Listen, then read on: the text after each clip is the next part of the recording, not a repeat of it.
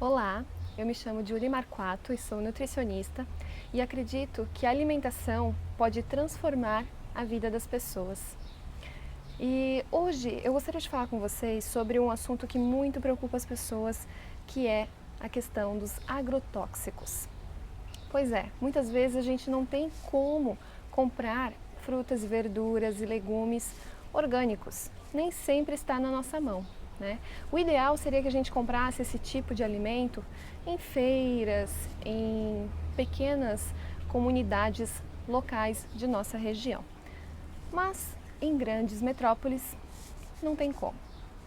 Então, para esse tipo de situação, eu queria dar algumas dicas para vocês. A primeira é que você deve evitar consumir as cascas e as sementes de frutas que você não sabe a procedência, que provavelmente foram produzidas e foi utilizado no cultivo veneno ou algum tipo de agrotóxico. Então, nesse caso, você vai evitar cascas e sementes, porque o agrotóxico se concentra principalmente na casca e na semente, certo?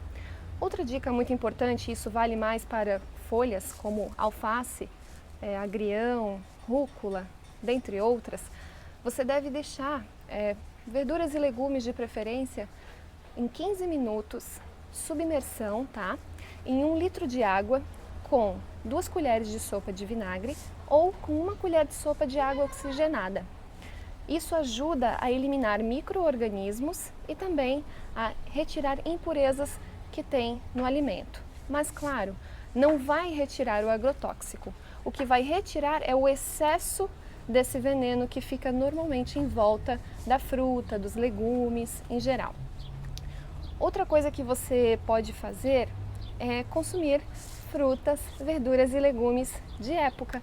Normalmente, não é necessário o uso de agrotóxico para produzir grandes quantidades desses alimentos quando eles estão na época de plantio, de cultivo e de colheita, certo? Então, procurem frutas, verduras e legumes de época sempre que possível. Quando for fora de época, já desconfie, porque foi necessário alguma modificação genética na semente ou mesmo algum tipo de agrotóxico muito forte para fazer com que tal fruta, tal verdura ou tal legume viesse a crescer fora de sua estação normal, tá?